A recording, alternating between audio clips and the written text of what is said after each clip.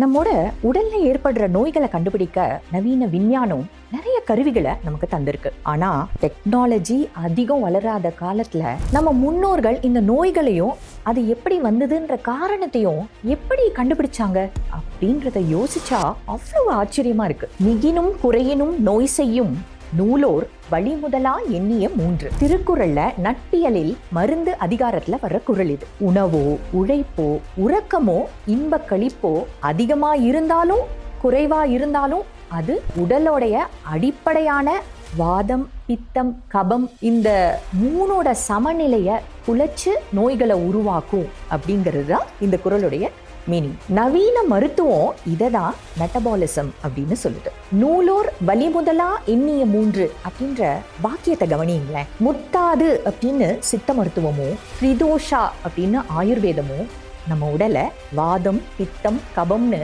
3ஆ பிரிச்சது உங்களுக்கு தெரியும். இதுக்கு வலி அழல் ஐயம்னு இன்னொரு பேரும் இருக்கு. மருத்துவ நூல்கள்ல சொல்ற வலி முதலான 3 அப்படின்றது தான் வள்ளுவர் இங்க குறிப்பிடுற இந்த 3. அளவுக்கு மிஞ்சினா அமிர்தமும் நஞ்சுன்னு நம்ம எல்லாருக்கும் தெரியும். அளவில்லாம குறைஞ்சாலும் நஞ்சுதான்னு வைத்தியர் வள்ளுவர் எச்சரிக்கிறார்.